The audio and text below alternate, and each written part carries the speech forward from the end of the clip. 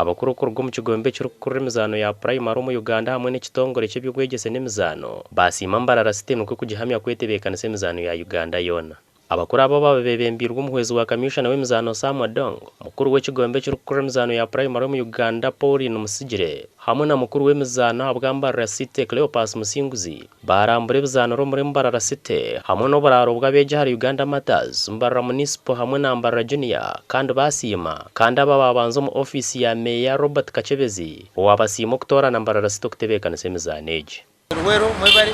akaruwe naye kabaye mutano kandi atinimanyise ni mbarara eza kwa mutano munongo nango kutwe tugamba na Meya yagera wishite mu kuchimanya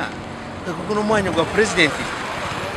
atitwaza umwanya gwa president isomera kuba kurebe wene cy'umutano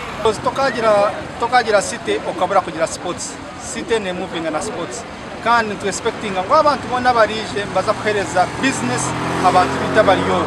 abantu mwe n'aba boda abantu mwe nabo kora imirimo yanyu aboku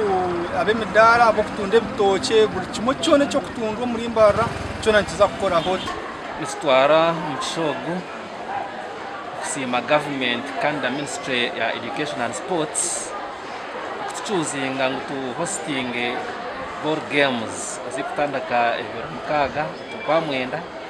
kandi zirabene zamara isandemo emizano egera umuzano gwo kubakabwa bojo nabishye handball volleyball hamwe n'umupira gw'ebigere kandi rkwija kazano abazana bari hansi y'emyaka 16 14 n'emyaka 12 neija kutandika ebirabira na mukaga byo kwezi kwa munana rero kwebiro mukaga byo kwezi kwa mwenda abwa TV West and Alogias bya mukama.